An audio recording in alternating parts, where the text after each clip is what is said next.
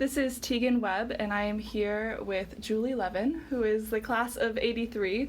She's the founder and artistic director of Shelter Music Boston, and we're so excited to have you here. How are you? How was your travel, everything? Thank you. I'm excited to be here too. My travel was smooth, happily. Late February, traveling from Boston to Cleveland could be not a trip at all, but everything went well, so here I am. Yeah, can you explain to our listeners what Shelter Music Boston does and what it is? Sure. Shelter Music Boston is an organization that I founded in 2010 to deliver classical chamber music concerts, always performed to the highest artistic standards, to homeless shelters and other sheltering environments throughout Greater Boston. I conceived of the organization as a social service organization, not a performing arts presenter, when I founded it. And the social service that we deliver is a classical chamber music concert. And I will add here that when I founded the organization, I was adamant that the musicians would always be paid for their work. This would not be a volunteer staffed organization, and that has been the case almost from the start. We didn't start with any funding. I didn't start with any funding, but I made it clear to the one colleague who's also someone who went to Oberlin from the start that as soon as I could, I would be paying the musicians, and that has been the case. Wow, that's really, really incredible. Yes, in fact, people assume that one would volunteer to play a concert in a homeless shelter.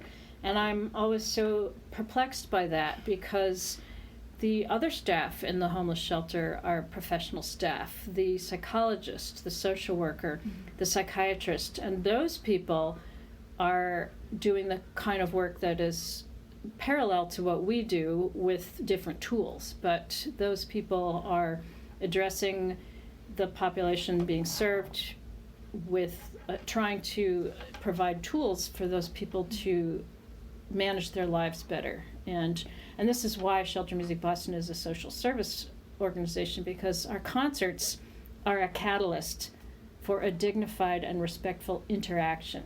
The concert is not the end point, but it's really the catalyst for someone to have an evening where they walk away feeling, I am feeling like I'm a human being again. Yeah. And in fact, our audience members say those exact words to us following the concerts. Wow. I feel like I'm human again.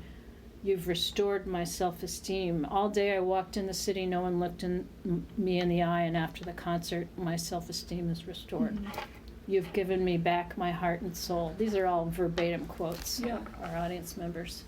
So after Oberlin, what was your path to finding this? Did you go to grad school? Did you take time off? What was that adventure like for you? Yeah, so I started working right away. Mm-hmm. My parents had pounded it into my head that when I finished school, I was on my own. So I had it very clearly ahead of me that I was going to need to be working. Mm-hmm. It's, as your listeners know, you can't really save money during college. And so my very first job was in the Jerusalem Symphony. So I went to Israel, played in that orchestra. It was supposed to be a one-year position, and then it ended up being a 3-month position. And the third month of it was actually a tour of Europe. Oh. And so I had this idea, well, I'll just try to make connections every place we play on that tour. And ultimately, that was what I did. I had met a Danish conductor in Jerusalem and had heard he had an orchestra in Denmark that was having an audition in the fall after my tour with Jerusalem finished. And so I went to Denmark and I got that job, played in an orchestra in Denmark for a while. And so that was fun. That was on my list of things to do. I wanted to work abroad. It was challenging. It was great to be working. I'm still friends with my non-musician friends from Denmark, actually. In fact, planning to go see them this spring back in Denmark, in Aarhus, which is the second largest city in Denmark where I had my orchestra job. then I came back to the States for a number of reasons, and started grad school at Eastman, which was absolutely disastrous for me. I left within one semester. It just was not, everything was wrong about it, and so rather than stick it out, I fled. And I fled to Boston because I had spent 1 year during college there. I'd done the double degree here at Oberlin and didn't want to be in the cornfields for all 5 years, so spent 1 year. My study abroad year was just in the U.S., but I went to Boston University for a year, and then I had spent 2 summers in the fellowship program at Tanglewood, so I knew a lot of musicians in the Boston area. So I fled from Rochester back to Boston, where I started working as a freelance player, and also had a non-music job to pay the rent in the beginning of my time in Boston, and gradually built up my career there as a freelancer, playing with many, many groups and teaching, and have never left Boston. Actually, Mm-hmm. now I've raised my daughter, who is a college graduate. So Boston is home. Yeah. So what led you particularly to this line of like nonprofit work then, once you made it to Boston, I guess? Yeah, so in late 2009, I read an article in the New York Times about a violinist named Kelly Hall Tompkins, who occasionally played in a homeless shelter in Manhattan. And when I read that article, I just immediately had this idea, we need that in Boston. I'm going to start an organization. It's going to be a social service organization. I had that idea immediately, and we're going to play concerts in homeless shelters. Mm-hmm. And so I reached out to a friend of mine who is a psychiatrist who had for many years been working in one of the shelters and had told me about her work life there. And I said, well, who should I talk to at the shelter where you Mm-hmm. work? And she said, call so-and-so. So I did. I called so-and-so and said, I want to come play concerts here. And so-and-so's name is Elizabeth. Elizabeth and I met. She told me later she thought I was crazy. And she also said that she thought she'd give anything a chance once. And then within 5 minutes of the first concert, she was a complete convert. She is now a dedicated advocate for the organization. Yeah. She's spoken at our events about the impact of the music. In fact, if your listeners go on to our website and look at any of our press videos, there are a couple of videos where Elizabeth is interviewed. And she said within the first 5 minutes of the first concert, she saw the homeless shelter audience members sitting calmly, quietly, smiling, listening, paying attention, things she'd never seen these people do. The environments where we play are very volatile, and people sometimes don't even have a common verbal language to communicate with one another. And the music transcends all that and embraces them with the beauty and the dignity that is inherent in Western classical music. Yeah, wow, that's incredible. So how many musicians do you have currently working with your organization then? Almost 30 musicians, wow. Actually. So we give between 80 and 90 concerts a year.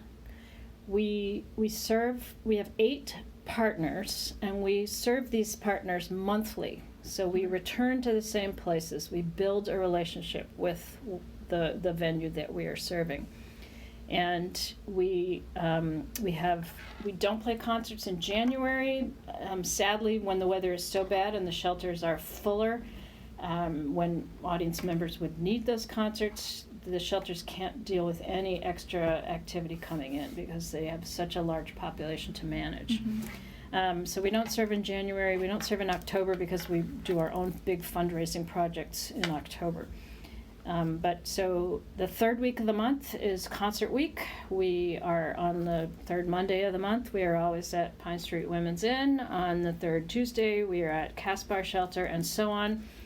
Our audience members, in fact, count on us to come. There are several people that we have known for long periods of time. One gentleman in particular who has been at the Shattuck Shelter, which is the very first shelter that we made a partnership with. He's been there the entire time we have been serving that shelter. We started there and we still go there the third Wednesday of the month. So that is a very sad story, but he does know us. He recognizes us. He sits and listens to the music, and hopefully we provide him with a drop of respite from his very challenging, difficult life. Yeah, so are these performances then open to the public, or do you need to be registered with like the organization in order to be there for it? So the concerts are not open to the public. Okay. The environments we served have very strict confidentiality policies, which means people can't drop in unless they are being served by that organization. Okay. And all of that is to protect the confidentiality of those who are homeless. People feel a great deal of shame when they are homeless, suffering from homelessness, and it's not a good time to come and look at people. We actually are able to bring guests to our concerts as volunteers. We can bring up to 2 guests, people who are interested in our work and would like to observe the work in action. And we put our volunteers to work in assistance with concert production, handing out programs. After every concert, we do provide our audience members with a survey. We ask them how they felt before, how they feel after, let us know anything that they'd like to share with us. And so we have assistance from volunteers in managing all of that sort of paperwork stuff. And that is a way that we've been able to invite people interested in the work. Our funding partners who want to see us in action come to observe concerts. Musicians who are interested in doing the work and would like to see if it's a really good match for them will come that way. And so that is really the only way we can show the work to non-members of the musician team or the venue where we're serving. Okay, that's cool. So you mentioned before that you were a double degree student here. You studied English, correct? Correct. Did you find that prepared you for your line of work, or did like the mixture of conservatory training and liberal arts education give you a unique perspective when taking on this level of entrepreneurship? Or great question. I very much rely on my learning how to write as an English major, and that comes in extremely handy with writing grant proposals. In fact, I'm very pleased. One of our funding partners told me that the grant proposals from Shelter Music Boston are always really well written. And some of the stuff they see is almost unintelligible. So I'm very glad that I learned how to write. It's something like practicing an instrument. One can always improve. One must keep up with it to continue improving. I certainly learned how to produce concerts at Oberlin. I also was personnel manager for one of the orchestras that I played in Boston, so I had some management experience. However, when Shelter Music Boston started to really take off, I realized I do not know how to run a nonprofit organization. It is not the same skill set as what I have. So, in fact, I took myself to the Boston University School of Management for a 1-year program in nonprofit management and leadership, which was a terrific program in so many ways. It's a very well-designed program to start off with, but I also connected with many people across the New England region who are doing social service work, mission-driven work in many different ways, and that was extremely educational. And I also have been able to create partnerships with some of those people in different ways. And I met the professors who I worked with were terrific. I've stayed in touch with some of them. Some of them have become investors in the work, either through their own personal philanthropy or because they happen to be the trustee of a foundation. So that particular educational experience opened doors in many ways.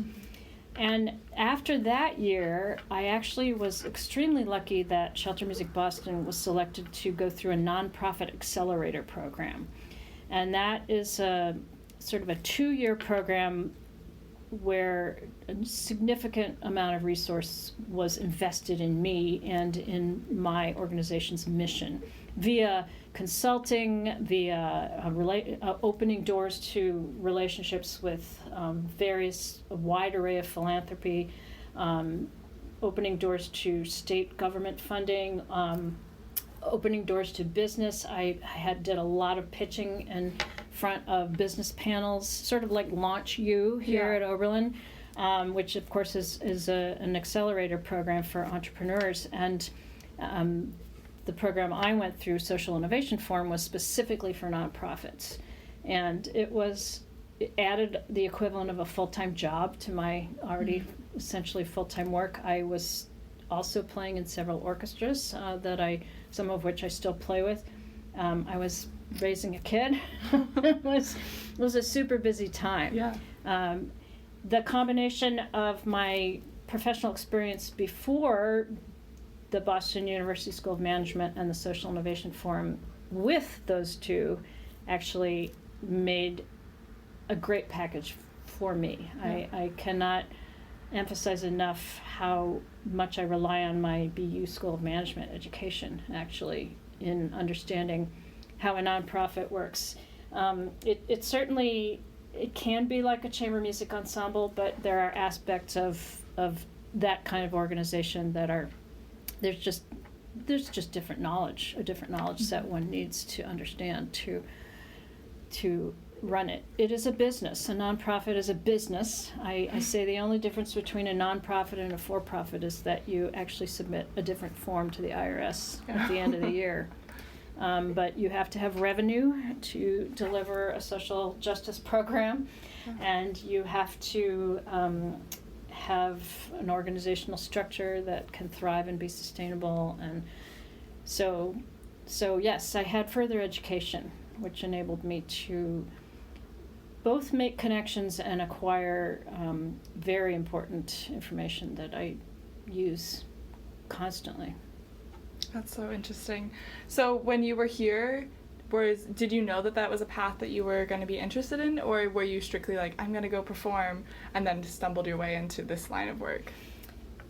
I didn't know it would be a path. I certainly, like many Oberlin students, I hope it's still the case, was very interested in issues of social justice and particularly changing social injustice. Mm-hmm. After I left Oberlin, I certainly did some interesting volunteer work. I did some ESL training, and so I tutored Cambodian refugees in ESL. That was amazing. These people were illiterate in their own language, and here they had ended up in the U.S., and I was tasked with trying to teach them useful verbal language.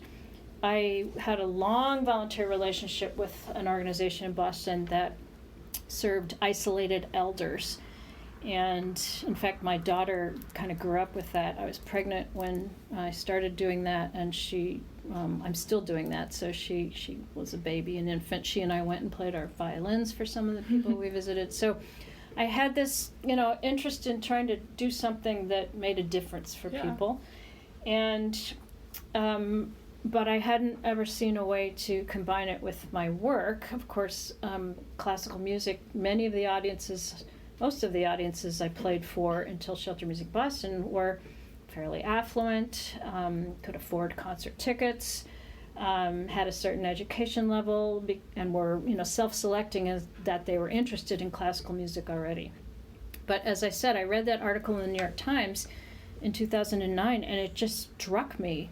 This is a way to make this happen. I could put the music somewhere where people don't have access to it, and people who need to be served. And it's wrong that we're not serving everyone with this music. And it's in order for a concert to happen at Symphony Hall in Boston, there's a significant amount of fundraising that has to go into it. So why not raise that money to provide a concert for someone who can't go to Symphony Hall? Yeah. Everyone deserves access.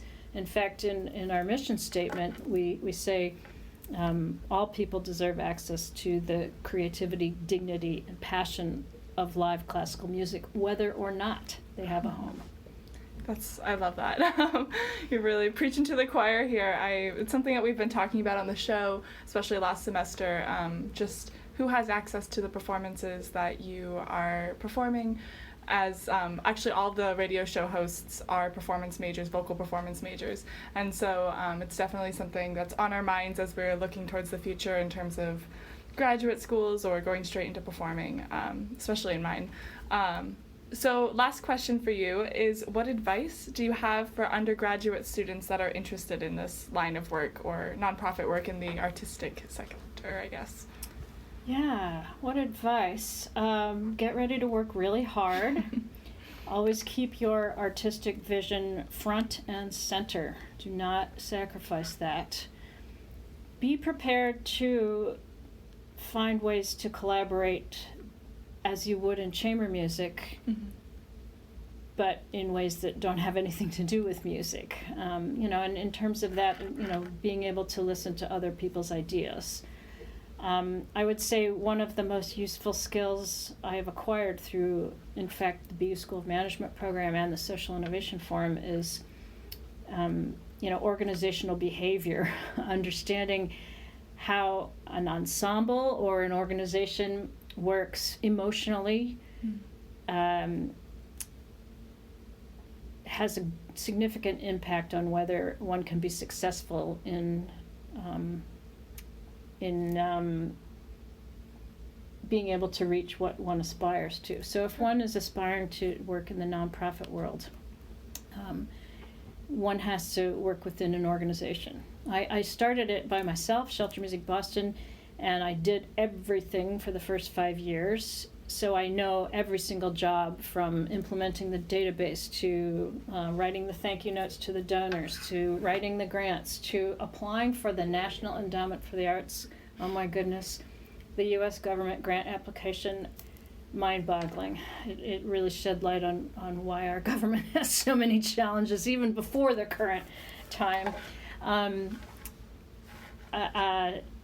And then it was too much. So one could aspire to do it all oneself and do it the way one would like to do it, but it was too much. And in terms of nonprofit work, always keeping the mission foremost in one's mind. And I said, keep your artistic vision, but also, in the case of Shelter Music Boston, the mission is not necessarily an artistic mission. It's a mission to provide dignity. Yeah.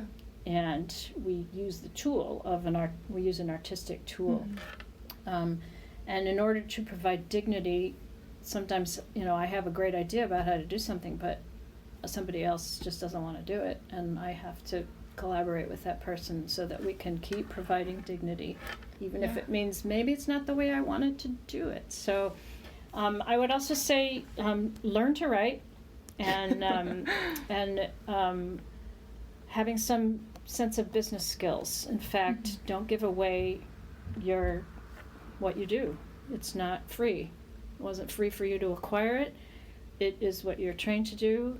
You're an expert. You should be an expert to do professional work of any kind, and you will have to convince people forever that you should be paid for your work. So just face it now and acquire your tools to implement that, because you will use those tools a lot. Sweet. Well, thank you so much for being here. Thank you for talking with me. Listeners, if you're interested in more information about Julie's work, you can look on their website at sheltermusicboston.org. There's a lot of information about how you can donate, how you can get involved, and read more about it. Well, thank you again for being here. Thank you very much. My pleasure.